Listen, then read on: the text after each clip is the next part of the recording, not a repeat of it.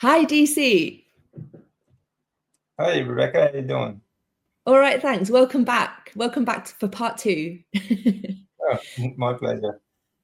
So, in our previous interview, we discussed in quite some detail some of the unimaginable challenges that you have faced in your life, starting with the serious earthquake that you lived through in Japan and tsunami, and followed shortly after by a cancer diagnosis and stage 4 cancer, and then brutal chemotherapy treatment, and then the cancer came back, and then more treatment, and it's really quite unimaginable for most people, I think.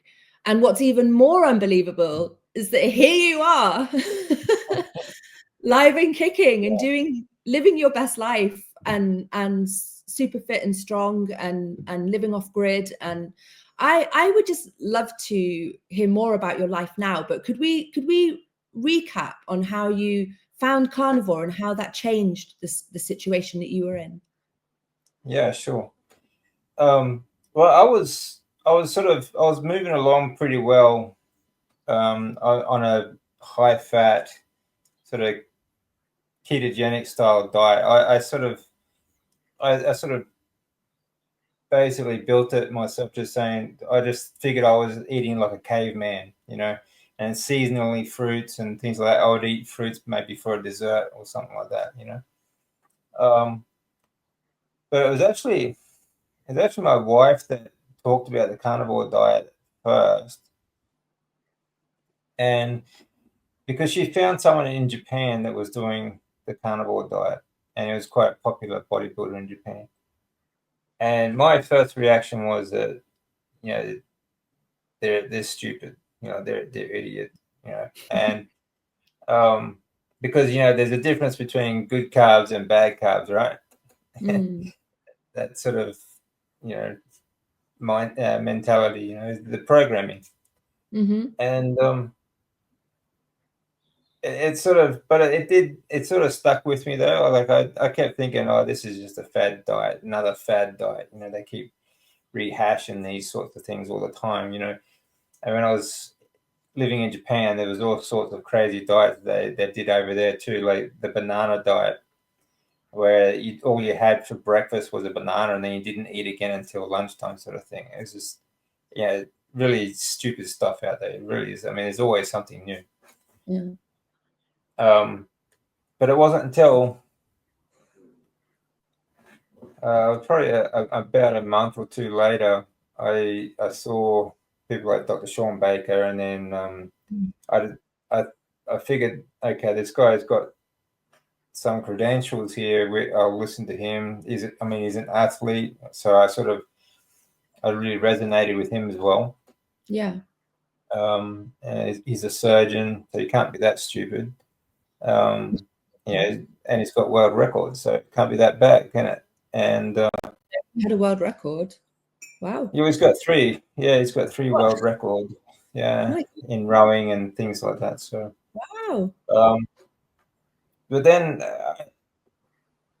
what bothered me about it was that people seemed to be chasing like a high protein diet, and I knew that you know a high protein diet without the fat is just not going to work. But then I found Professor Seafried and a few other people, and they're talking about as a high fat diet, and that really resonated with me. So I figured, all right, well, there's a bit more behind it. There's a bit of bit more meat on the bone, so to speak. So I decided to give it a try, and like I said, I was doing pretty well. I was about 7.5 years in remission already by this stage on a high Okay. fat diet. As I had carbs, fruit and veggies and stuff, but it was very limited. Especially because I was still dealing with IBS and other organ damage and things like that as well. Mm. Um, so I just felt better with a very limited range of carbohydrates. And so when I sort of started following these people, I did a lot more research into it because I always like to know exactly what's behind it. Just something I just always want to know why. And and if you go back through history, you look at all these like hundreds of years of these different physicians and doctors in the hospitals even that used to use similar diets to heal people from different problems. Um, you know, scurvy. They all say, "Oh, you're going to get scurvy if you only eat meat." But during the siege of Alexandria, the French physician there, with the French soldiers, he cured their scurvy with horse meat, and after that, it became a very popular dish in France. After it actually became very popular there in France after that happened because they figured it was so healthy. Interesting. And just so many different points throughout history, so many the Bellevue study, Wilhelm Stephenson, and just so many things that in the past that, and even one as late as the 60s actually, and late 60s and early 70s, there was one that was sort of suppressed until the 90s. So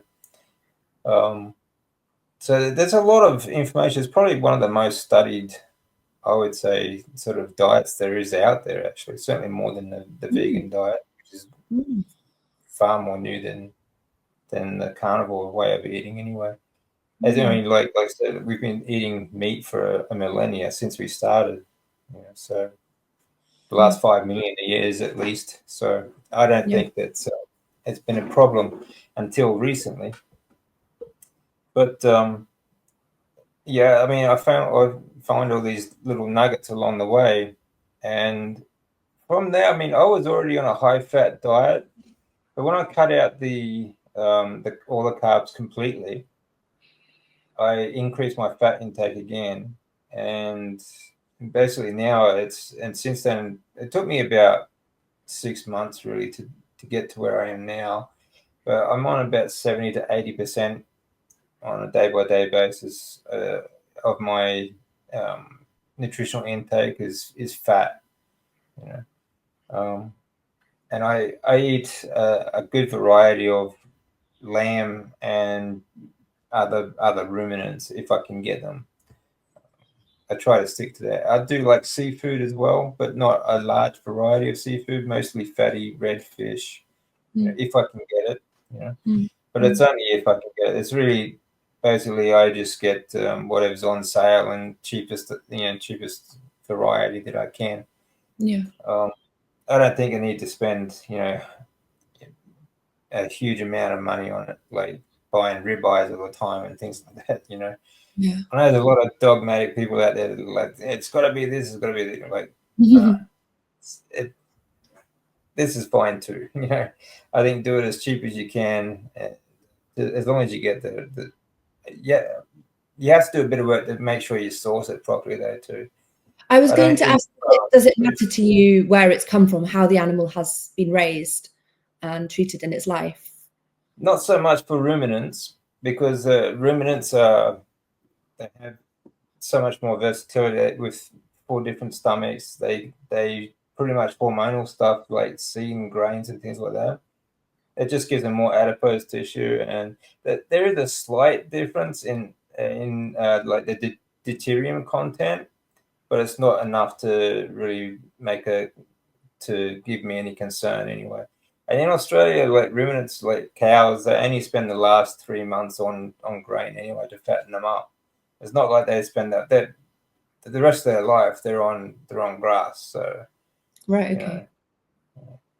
Does it matter to you about things like antibiotics and things that they might add to? Not too much. Again, like ruminants are very very good at upscaling hormones and stuff like that. I don't not too worried about that. I mean, how far can you go? I mean, seriously, if I don't think even if I was rich, I still wouldn't worry about that sort of stuff. It's not that much a difference that it's going to make a big change in your diet. Okay. And I mean, I've done pretty well since. So well, yeah, it looks how did your body start to change when you moved into the carnivore diet? Did you notice a change? Well, I was working pretty hard in the gym, and even though I still had, and I was still very strong and active, but I still had a lot more adipose tissue. Since going from like working hard in the gym on a high fat ketogenic diet to carnivore diet, I lost 30 kilos. So, and I'm still just as strong. So it's not, so I've lost actually quite a bit of fat. So I lost a bit of weight. It was good. And then I was still on, when I first started it, I was still on medication for reflux. And every now and then I would take some Panadol for, I had stress headaches and things like that. But, you know, that first 7.5 years, though, I had gotten down to pretty much just 2 medications. And, you know, where I started was, I was at first, I was taking some days I was taking about 50 pills a day in medications. Yeah. So, I mean, I was taking home bag loads of medications, you know, every time I went to the hospital, you know. Oh, that's awful. Yeah, it was shocking. And it was, I mean, through the chemo part, like I couldn't get these things down. And in the end, I ended up stopped taking most of them. But afterwards, I had to have all these different medications. I had a lot of damage. I had a lot of IBS. I had all these different things going on. Yeah. Yeah, they even gave, even though I had really bad IBS, they gave me like laxatives and stool softeners and things like that. It was like going to the toilet wasn't the problem, you know. That was just insane to me. But yeah, whatever. And like half the pills I was taking was to actually fight the side effects of the first half that they prescribed. Yeah.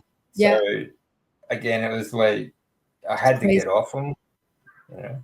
Yeah. And like with chemo fog, when you're on a lot of medications, you get that medication fog still, you know. So it was just really important to me to get off medications. Yeah. And I was doing pretty well. Like the 7.5 year mark, I was working hard in the gym. I was down to just 2 medications, and my doctors couldn't believe that where I was then, you know. Yeah. But when I went carnivore, I no longer need anything for IBS. Eventually I found, like, first off, I found a probiotic that helped to heal my stomach enough to slow down the IBS. But eventually I found that sauerkraut worked very, very well for that. Sauerkraut was fantastic. And I think I mean, cabbage I would never eat raw or even just cooked, because it's really quite hard and it won't break down. It sort of rots in your colon. But with sauerkraut, it's fermented, and it's fermented in salt. And I think the fact that it is fermented in salt is what makes it so healthy for your gut biome and for everything else. It's really good for your sinuses, your esophagus, and, you know, I had a lot of esophagus mucus and things like that. Especially, actually, coffee is really bad for that as well, because coffee produces acrylamide, and that affects your thyroid directly, and then you get yeah. So do you not drink coffee? You don't drink coffee? Not at all.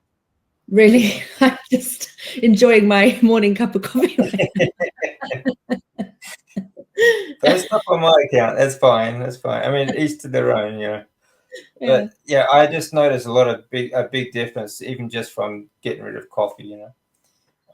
Like before I gave up coffee, I couldn't speak on a live for very long without having to clear my throat or have to have a drink of water and things like that, you know.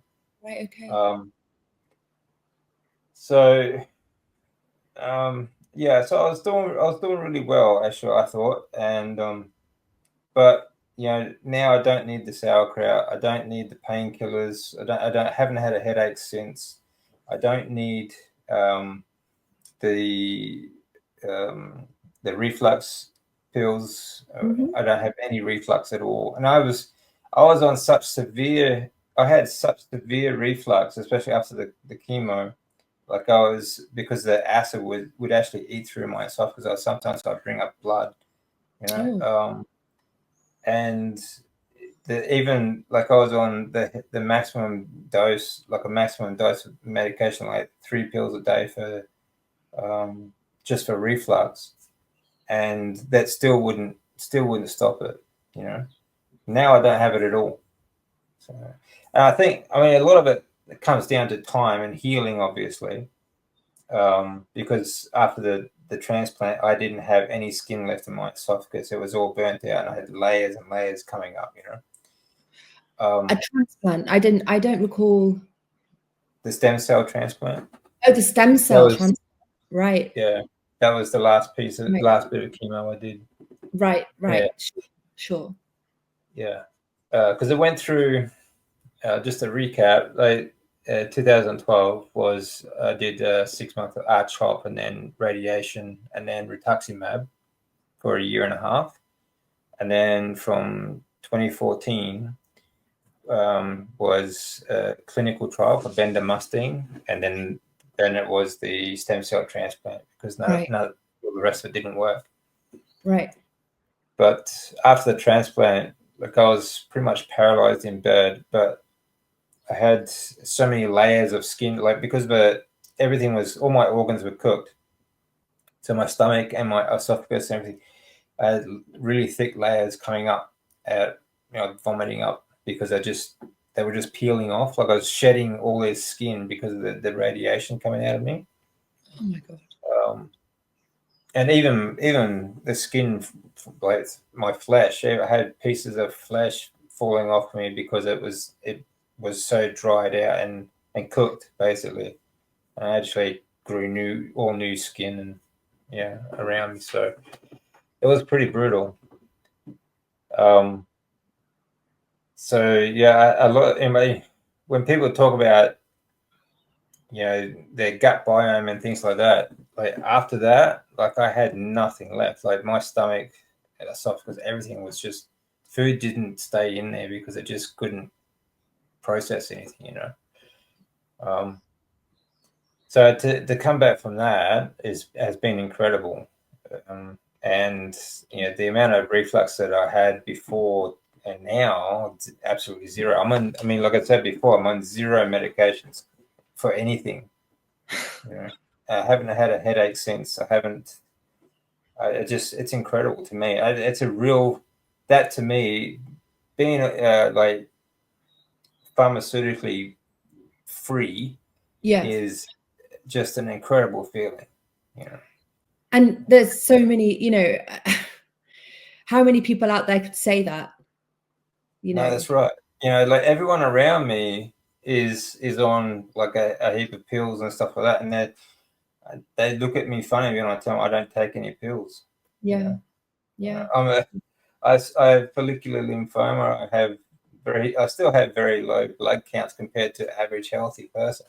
Okay. But I mean, that just makes it challenging for me to, I mean, when you're producing less red blood cells, less white blood cells, you still have immune problems, and you still have oxygen uptake problems. So, fitness wise, I'm never going to be as fit as I used to be. And it's going to be very challenging it's very challenging to get fit after chemo. And you sort of, you get tired a lot, but I did actually, there's 11 top reasons why people are tired after chemo that I did a video on recently. Yeah. But I just see it as a challenge. It's just I just need to push myself harder to do it. And there are things that I am doing that do increase these the likelihood of producing more blood cells, things like that. Like low oxygen tension, breath work really helps a lot. So yeah, when people look at me funny, they say, "You've got follicular lymphoma, you've got all these problems. Like, why aren't you on medications?" I'm like, because I don't want them and I don't need them. You know, it's incredible. And like my folks, they're funny. They think, oh, it's like, I know a lot of people tend to identify as their conditions. Like, old people, they see, like, in movies, see they just got this long list of problems they complain about. I've got this, I've got this. Like it's a badge of honor to be sick, and they get all these pills that they take, throughout the day.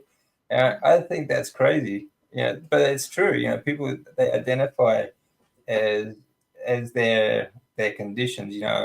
Like, I'm this, or I've got this, and I've got. I just, like, to me, it's it's a challenge, and it's something that I want to get past. It's not something I want to keep with me. They keep telling me that, like, it's a matter of when, not if, and it's always going to be there. But it's like, I suppose we all do, but I just feel like, you've got sort of death hanging on your back. So you just have to keep going one step ahead of it. And that, to me, is like, that's the challenge. You're just going to keep going. Don't stop moving. So what do your parents say about your miraculous recovery? Well, they still don't believe it. I mean, when I was going through treatment, actually, when I was first diagnosed, it's kind of funny. I don't know, but yeah, I'll tell you. It's kind of a funny story, really. Now, looking back, when I was first diagnosed, I, my mother, she tends to panic, and I'm in the hospital bed, just being diagnosed. Like, it's after about a week of, like, these amazing amount of tests, and they've finally given us an answer. And my wife's sitting next to me, my dad and his wife, my stepmother, on one side, and my maternal mother on the other side, next to my wife. And she starts crying, and then she tries to perk herself up and says, "Oh, I shouldn't take it so hard. People die every day." I'm like, okay, yeah, yeah. I'm like, yeah, you're right. You shouldn't take it so hard, because you're not the one that's dying. All right? Yeah. Well, people say such crazy things, don't they, in the face of illness? I know. Like, she's just. I mean,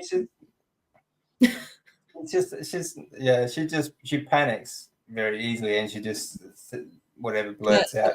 Yeah. And I'm like, yeah. Don't take it too hard. You're not the one that's here sitting in the bed.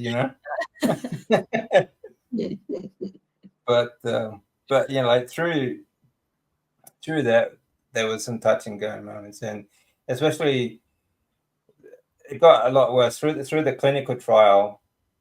I mean, there were so many times that it went bad.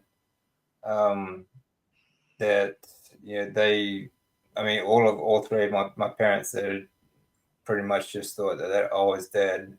They didn't think I'd make it through the clinical trial, and then I didn't have any of them around for the stem cell transplant, because I knew it was going to be really tough, and I didn't want to risk infection, which I got anyway, because of the Hickman line had an infection in it when they started it all. So, really?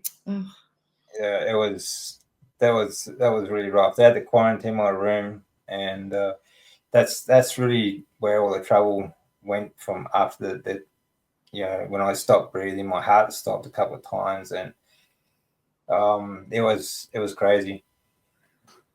But yeah, through that, the clinical trial, there's a few times where they said that that they wanted to say their goodbyes, you know. And again, my wife, this was quite funny actually. My wife is, generally speaking, she's very subdued, and she's quiet around other people. I mean, she's not when it's just me and her. She's quite loud. Like she voice her opinion. Don't worry about that. But when around other people, she's quite subdued. But I had a bad turn going through the clinical trial, and I ended up back in hospital. And my mother again was there for this turn, and she was panicking again, and she was like racing around the hospital trying to get doctors to, you know, what's wrong, what's going on, sort of thing. And because I had to stay in the hospital, she drove my wife home to where we were staying at the time with the Leukemia Foundation. And before they left, she took her home, my wife home, I told her not to talk to my wife about my health, because she was under a lot of stress, and she was quite upset because, you know, I almost, you know, that day I almost kicked the bucket then. So I knew she was quite stressed, and so I specifically told my mother, don't talk to her about my health today. But she took her home, and the first thing she did when she got home, walked through the door and said, "So, are you going to go back to Japan when David dies?" Oh my God. And so, yeah, Wow. so she had a lot of confidence in me surviving. But my wife she wasn't going to have it. She wasn't going to have anyone put me in my grave just yet. And she let rip. I mean, she couldn't hold herself back. And of course, I didn't know exactly what happened, but the next day they came in, and neither one of them talking to each other. It was quite funny. It was really funny.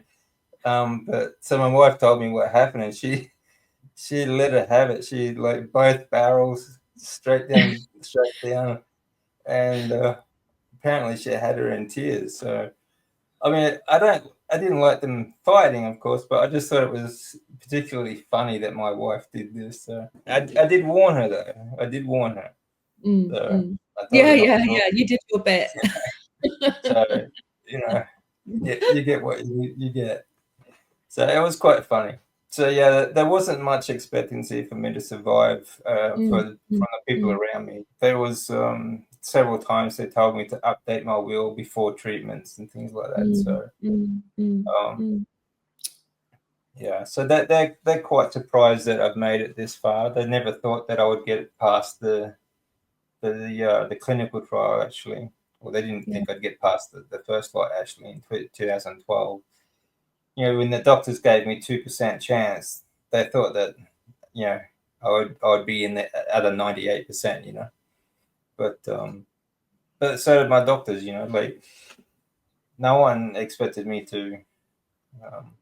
I did have my days where, I mean, no one's perfect, right? I mean, like, and I did have my days where I didn't think I was going to make it either. You know, Of quite course. a few of them. You know, I imagine. I mean, how can you live every day in a situation like that and not have a down day? You know.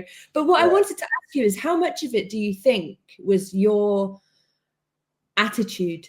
Because, as you say, you'd already got yourself into a fairly strong place before you found Carnivore, and you didn't identify with your illness. You wanted to get through it and come out the other end. How much of it do you think could you attribute to that strong attitude that you've had, which led you to Carnivore and gave you the well, I suppose that, I mean, everything that you do really derives from your attitude, doesn't it? Like, you know, when you learn, it's you only you learn because your attitude is sort of brought you to that place, you know. So I Yeah. think it all comes down to that, Yeah. basically. That's where Yeah. the starting point is for everything, isn't it? Yeah. Sure. Yeah. So I think a lot of it is that. And I mean, part of my attitude is too that I just didn't want to talk about it. I didn't want to talk about it when it really annoyed me when um, I'd visit people and all they wanted to do was talk about my condition, you know. Mm, mm, And it was really probably the most annoying thing was that, you know, my parents they had to tell everyone, you know. And whenever I was new to the country basically because I hadn't been here for so long, and then I was when I did spend time with them, it was like, oh, I want you to meet these people because they want to hear about your story. I'm like, I don't want to talk about my cancer. I don't want to talk about this stuff, especially with complete strangers, you know. yeah. Um, Yeah. but Yeah. even with at home with my wife, we never talked about it much. I mean, of course, we did every now and then. Like, of course, we did make plans, and we thought, we always had a routine of checking my temperature and doing this and that, take my Mm, pills and do that, and keep everything in check. But we never really talked about it much, and I never dwelled on it. You know, it was like yeah. if I had a good day, then I wanted to go outside. We went to the park, or we went, and we throw the ball around, or just sit and relax and enjoy the day. You know.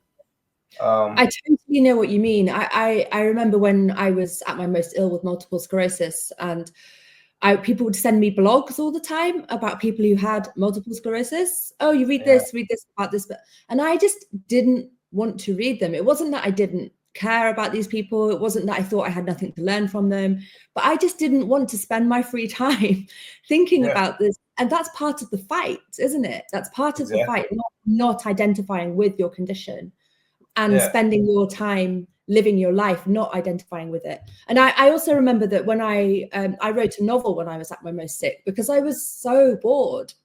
I was alone and I was bored, and I wanted to do something and have something to show for my time. It took me yeah, 5 years to write it. But I remember specifically thinking, I am not going to write about my illness in this novel. This novel is going to be about traveling. It's going to be about friendships. It's going to be about the life I used to live and would love to yeah, be living now, not about illness. No character will be ill. This is not going to mention the words multiple sclerosis. And that yeah, was a that's good. part, for me, that was part of the fight. To not Yeah, identify with it and to not be yeah, consumed I by agree. it because it's Yeah, yeah. yeah, I agree. I mean, I never joined, like there's Facebook groups of cancer groups and stuff like that until Yeah. um, not until maybe 2 years ago, but I've since stopped that because I found that they're just so damn negative. You know, everyone like they're Mm, all like I started posting information for people in these cancer groups, for example, and they started harassing me saying that these people already like the stuff that you're talking about is like preventative sort of stuff. I'm like, well, if it makes you healthy, like prevents you from getting cancer, it's going to help you get rid of it, you know. yeah. And they're like, their response is like, yeah, but these people are already dying. Like, and it's just to me, it's so depressing and sad. Like, Yeah. why? I mean, why? They just want to get together and be miserable together, you know. Yeah. I So mean, I've it's since we stopped can't doing that. judge people. Like it's also important not to judge people who are feeling like that because what a Oh, thing to that's go right. through. Yeah, And we both. I mean, I haven't been through half, even 10% of what you've been through, but having been through a chronic illness and come out the other end, I understand how difficult it is to yeah. not be consumed by it.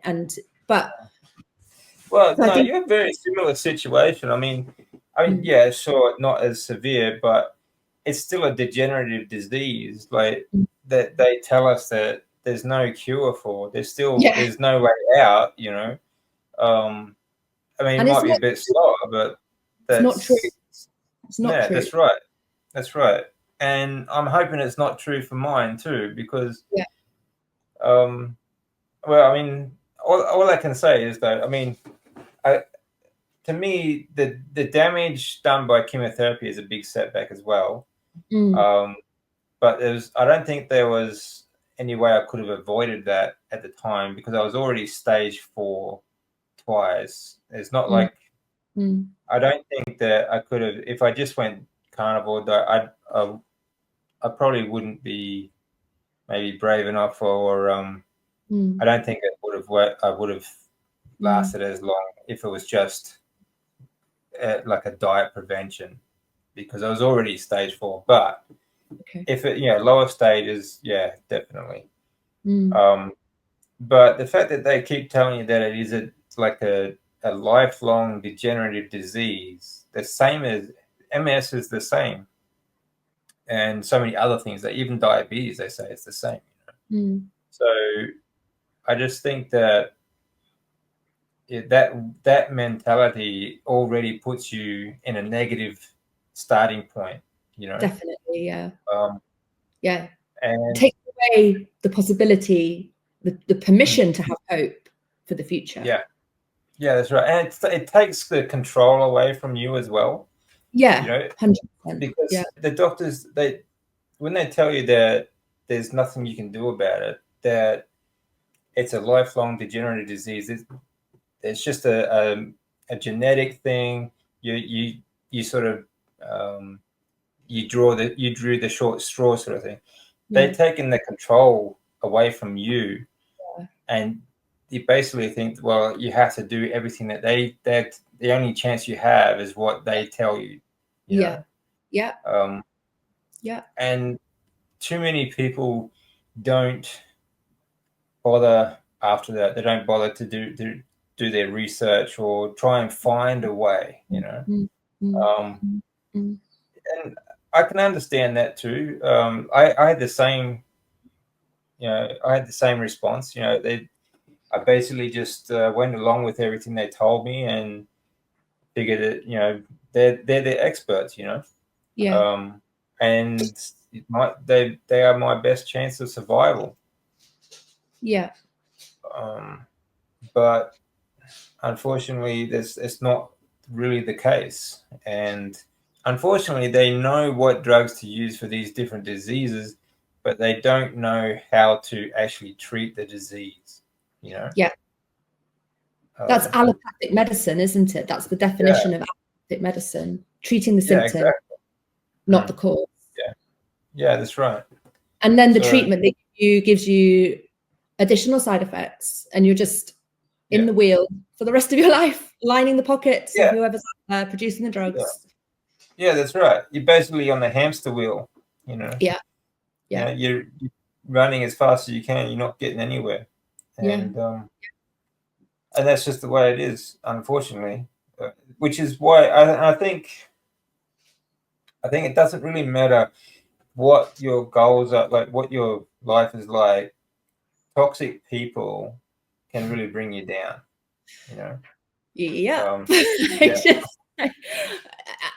Sorry, it's very triggering for me. Like, for me, 100% the worst part of what I've been through in the past 10 years has been other people. It's just, I mean, just the generalization. People can be very negative. People thrive on negativity as well. Like they do. That's a very good way of putting it. They really do.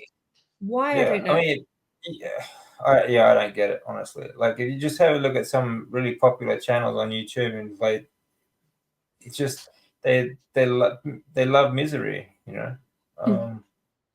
But I think it's especially when you are in that situation, I think it's really important to make sure that you limit as much as you can any kind of toxic influence that you get from other people. Absolutely. And so I think it's difficult. It's very difficult. Sometimes you might want to just say, like, if they're friends or so on, just say goodbye. Look, I can't deal with that, or just stop talking to them, Yeah. It's very difficult though when it's family. Yeah. Yeah. So, Yeah. Yeah. and for me, it was, I mean, I limit the time that I have with these people as much as possible, Yeah. even though they're family. And Yeah. I think it's the best thing I can do for my health. It's one of Yeah. the best things anyway. Yeah. So, Yeah. Yeah. yeah, because I would have, like, from what, even like to having just a blood pressure test, like in the hospital, you could there was a noticeable difference, like from one day to the next when my mother was visiting, for example. Really? Well, like one day I had perfectly normal blood pressure.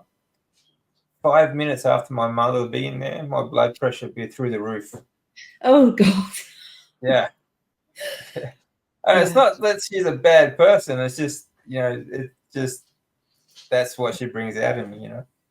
Yeah. And it's intense. It's much more intense when it's family. Like the pain goes much deeper when Yeah, the support that you need isn't being offered. yeah, And it's a very difficult thing to push through. yeah. I, It is. I want to know more about your life now, your off-grid life. Yeah. Okay. Well, I'm staying with on my father's property at the moment in a Oh, small flat. Yeah, it's just in a small flat in the back, but it is basically just solar powered, and I mean, it's a lovely place actually, lovely grounds. It's had good rainfall this year, so everything's nice and green. We've got a nice dam down the front, and there's a lot of wild birds here. In Australia, has great bird life. mm. Um, Parrots and all sorts of other birds. But Oh, there's a cool. flock. Yeah, there's a lot of wild ducks that actually migrate here every summer. Yeah. They fly down from northern Australia and they spend their summers here. Then they fly back in winter. Mm. They're called whistlers, and Mm. there's about at the moment, because we feed just wild bird seed out for all the wild birds, and it's about 200 ducks here at the moment. So yeah, it's quite good. So they've got chickens, and the chickens. I've been taking care of the chickens, and actually I'm quite fond of the chickens. There's only a Oh, few of them, yeah. but they're a lot. They're actually a lot friendlier than I really sort of expected them to be. They I'm a actually, since massive I fan of started, yeah, I chickens. love them. I think they're so fun. They're Um, hilarious. Have you seen they them are. running? The chicken running Yeah, is so they're funny. funny as hell. Yeah, they really are. But they're quite friendly too. And Mm. but since I've started taking care of them, they started laying eggs right at my front door. Oh, So each morning I'll go out and just collect another egg. that's It's good. handy. Yeah, it's Oh, really good. It to saves me join us. walking. Yeah, Yeah, yeah, yeah, it's that's great. great. Yeah. I mean, I put them away at night and I let them out in the morning anyway, but they Yeah, always yeah. come down and lay Oh, eggs at the front door. So that's good. that's lovely. Um, and we got, I've got a lot of fruit trees. I've got a lot of trees growing that it's kind of a hobby. I like gardening. Everywhere I go, I leave a new garden. Yeah, look. And I've got a heap of trees that I've been growing from seed. Whenever like someone eats a piece of fruit, I like to save the seeds and I grow the tree. So Mm. I quite enjoy that because I mean, grounding for me and sunlight is, they're Yeah, right. two of very important habits that I like to encourage people because it's, being Yeah. like firmly in touch with the ground actually helps to recharge your mitochondria. You know, Right, okay. because we get energy basically in our mitochondria, in our cells. We get three different forms of energy, really, or three different sources to actually produce ATP. ATP is what we call it, is what we use for energy, not calories. Okay, Okay. calories is nothing. You can't count calories. Mm. But when you mix your carbon molecule, your food with the oxygen that you breathe, okay, you get easy water, ATP and CO2. All right? Yeah. But that source of the energy, the ATP, we also get from grounding and sunlight. We're like a big solar panel, our skin. So Okay. that actually helps to recharge and revitalize our mitochondria as well. That's why you feel so miserable if you stay inside all the time. But if you go outside and you get that dopamine reaction and you feel the ground, and you feel calm and peaceful. So that's, to me, being in contact with the ground is so important. So I really love gardening. Do you I prefer love to growing barefoot? trees. Do you barefoot or wearing? Yeah. Does that make a difference? Yeah, definitely. Especially if you, leather sole shoes are good. You're still grounded, and even if you're on concrete, you still get grounding effect. Right. Okay? And wood, anything that can conduct electricity, because you have the planet itself has everything has a frequency, right? And Earth's frequency is 432 hertz. Is And that the when you Schumann resonance? Is that the same as the Schumann? Schumann resonance. Yeah. So these actually, I'm doing a video on frequency soon. Actually, it's actually far more important that people understand. It's because we all vibrate on frequency, right? The body is never at total rest. Right? We're always growing more cells and things like that. Yeah. So when you bring yourself into the same frequency as the planet, when you're grounding, that's why you become calm and everything feels peaceful and things like that. I love this topic. I think this topic's fascinating, especially because I had this experience of discovering when I got sick that I was sensitive to Wi-Fi and mobile phones. Oh yeah. Again, because it's on a frequency that's not natural to us. Yeah. And you can feel it. People say you can't, but yeah, you can. You can. Once you're sensitive to it, you know it. Yeah. That's right. It's unmistakable. Sorry, my dog's. Yeah, that's all right. She's lovely. Yeah, she is lovely. Yeah, I get this fluttering feeling in my throat whenever I'm near a router, and it's unmistakable. And I don't need to know that there's a router in the room. That tells me there's a router in the room. And when I get that feeling in my throat, there's always a router somewhere. Yeah, that's right. And I think also there's a theory that sickness comes from, well, we're frequency beings, aren't we? Absolutely. We made frequencies. Yeah. Well, part of that revitalizing our mitochondria is the frequency that the Earth is on. That's why grounding is so important. But it also has an electromagnetic energy that we absorb. So we're amazing. Our skin, just how much we absorb through our skin. That's why it's really important what you come into contact with, chemicals or anything like that. You absorb like 60% of what you touch. So even your clothes, I like to make sure that I wear either like just natural, like 100% cotton if I can. Right. And things like that too. So nothing. I try not to wear synthetic clothes too much because that's something you absorb as well. Chemicals, soaps, and things like that. Thank you for this reminder, because I was quite heavy into all of this stuff while I was extremely ill, and I got rid of a lot of synthetic clothes, bought pure cotton clothes, and I stopped using chemicals, and I turned off my Wi-Fi, and I moved off grid up a mountain, all of these things. And I've relaxed a bit more now. I think I kind of needed to on some level, but it's a good reminder that you can't relax too much in this world. It's a pretty toxic world in many different respects. And if we are to keep our sicknesses at bay, it's still important, isn't it? To whether even if you're feeling healthy. Well, that's the problem. I think a lot of people come into as well whenever they've like reached a certain level, when they've gotten, lost weight or whatever it is, you become complacent and you think, oh, I feel good now, so I can relax a bit. Yeah. But then you get sick again, You get sick again. Yeah. Yeah. Yeah. And like, I'm not, no one's perfect. Like, no one's perfect every day, sort of thing. It's not saying, I mean, not saying that you have to be strict like every day. It's really about consistency, though.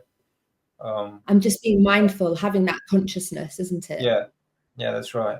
And I think like breathing is another thing. Breathing is so important. Like, here's another. I mean, everything I know what I'm talking about, like frequency and grounding, it like sounds a bit woohoo sort of thing, but actually all of this is very much science-based. It's all very well studied.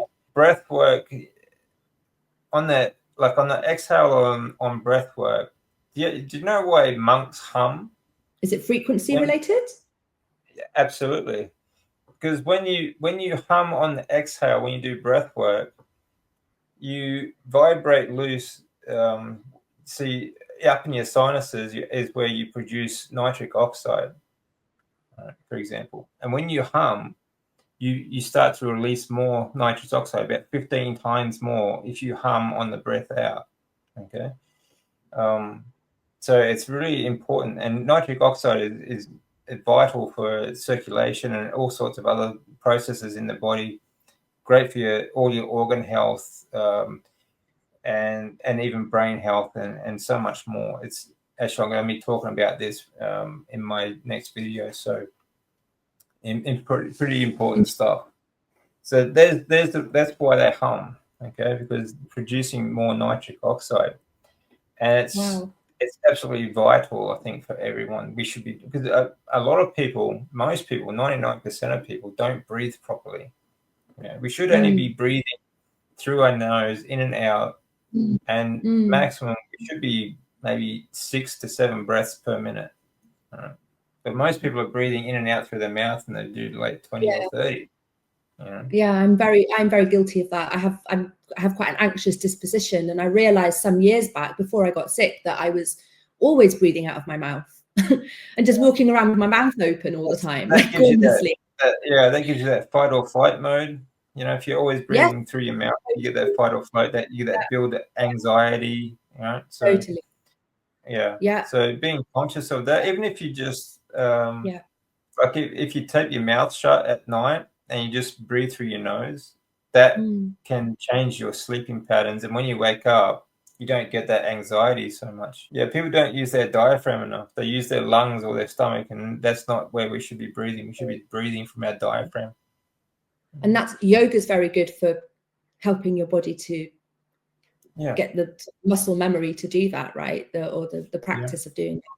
What I think is amazing about you is just how knowledgeable you are, while also being a walking example of the benefits of what you're talking about. Well, I mean, well, thank you. Well, I try to, I study a lot, like every day is, I always try to find something to learn, and it's, and I try to put it into practice, because I know it's very difficult for people to see. You see all these gurus on YouTube, and you say, oh, they're just, this sort of meditating and this sort of, breath work and all this sort of stuff. There's always someone on there telling you, though, this stuff works. But so I always like to find the science behind it. Yeah. How does it work? Yeah. Because if you don't know how it works, there's really not much point, or trying to talk about it and say, oh, this works for me because I feel good. Who cares if you feel good? So to me, it's more about finding out why or how it works. Yeah, totally. It's very inspiring. Oh, thank you. Yeah, I mean, I definitely feel like I've become complacent on the carnivore diet, and I don't think that's led me anywhere except to a space where I'm more likely to stray from it. Yeah, Yeah, and that's where people fail a lot. I think when it comes to people failing on the carnivore, I think it's the same reason that they fail any other diet as well.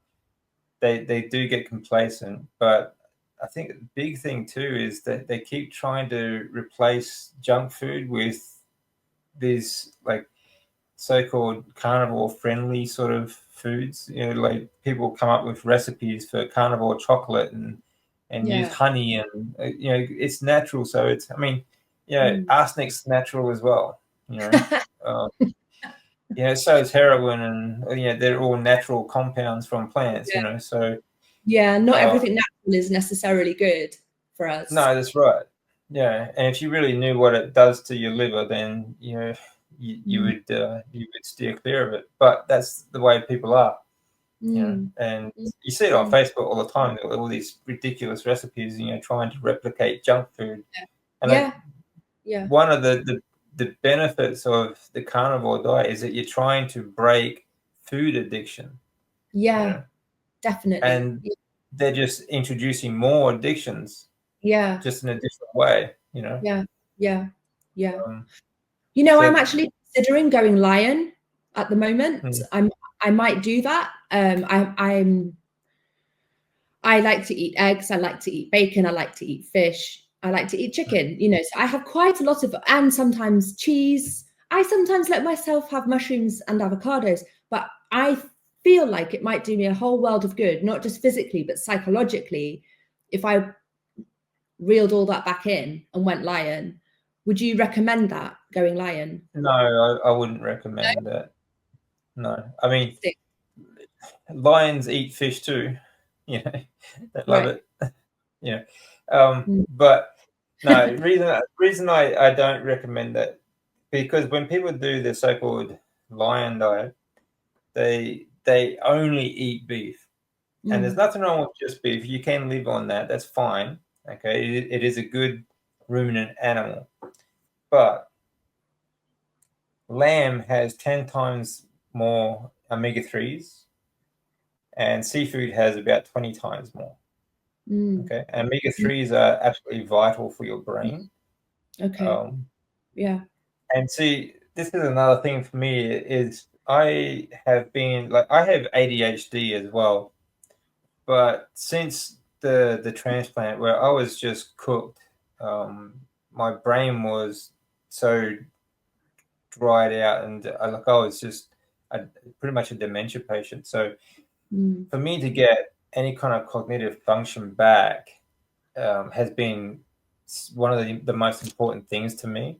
So I really am trying to find as many resources as I can to try and rebuild my brain, to rebuild everything, to make it a healthy brain again.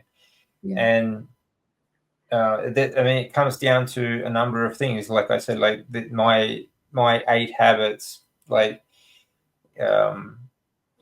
being grounded, being breath work is so vital. I think it's one of the most important things that we could be doing for ourselves. Breath work is so important. You need more than just to heal from that much damage. And that was actually, breathwork was actually the first thing I started on afterwards, because I couldn't even breathe when I was just lying in bed, so that was important to me. But like the carnivore diet, like you have to have a good variety of fat, because of they have different fat profiles, fatty acid profiles, right? Whereas like beef is great, but lamb is fantastic for omega-3s and seafood, fatty seafood. So it's really important. They're very high in other nutrients as well, like choline-rich foods, really vital for fighting disease, hormone production, heart health, organ health in general, especially your brain. Right? Leucine's another one. Tauриne's the biggest one. Oh yes, I've heard of that. Yeah. Taurine is vital. Also vital for absorption of other nutrients like calcium, okay, like which is especially important for mitochondrial health, and especially as you get older. As we get older, our ability to absorb proteins like amino acids and calcium, which actually calcium is needed in the mitochondria for it all to sort of circulate, okay, and then that's important for muscle contraction and including your heart rhythm and everything else as well. It's not just about bones. So as we get older, it gets more difficult for us to absorb calcium and amino acids into our mitochondria. So we need circulation, circulation through resistance training.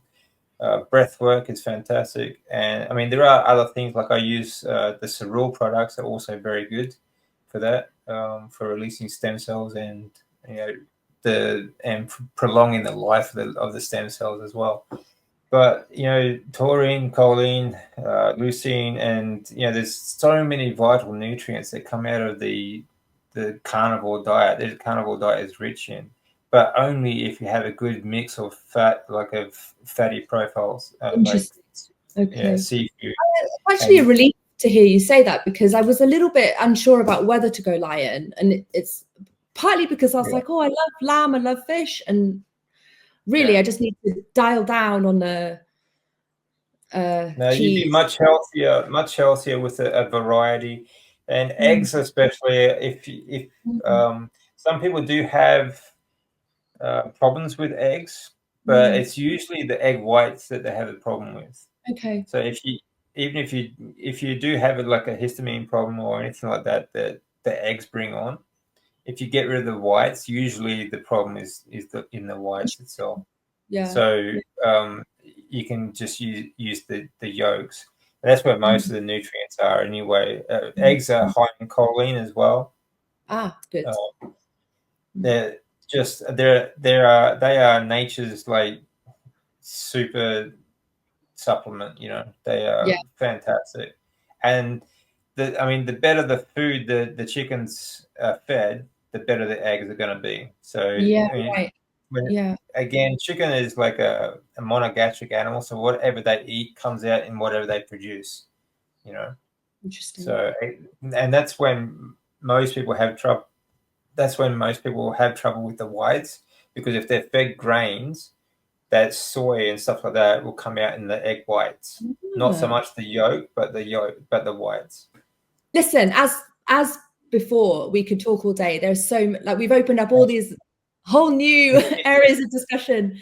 So I really hope we can do a live soon. We were talking before I hit the record. Sure, that'd be great. I really feel very inspired by you and by the work you're doing, and how you're such, you're a powerhouse of both, physically and, in terms of the knowledge that you have. And I just hope that you continue to spread the message, because you've got a very strong message. I keep trying. It doesn't seem to go very far, but I keep trying. All it takes is for like one person to hear this message for it to go through, and you've changed somebody's life. And the more you give the message, the more it will build, the more momentum it will build. So, just keep going. I want to up my game. Every time I speak to another carnivore, I realize just how many more areas there are to explore, and how wonderfully supportive and inspiring the carnivore community itself is. So I think, the fact that you have your channel and you do live streams, and, I feel like I'm only just starting to kind of get informed beyond just having my own physical experience and making connections with the carnivore community. And you've been a huge part of that inspiration for me. Thank you. So, 100%. So hopefully we'll talk again very soon. Yeah, for sure. Anytime you want. Yeah. Great. Good. All right, we'll take care. I really appreciate it. Have a good night, because we're on the opposite sides of the world. I'm just starting my day, you're finishing your day. So have a good night. And speak to you soon.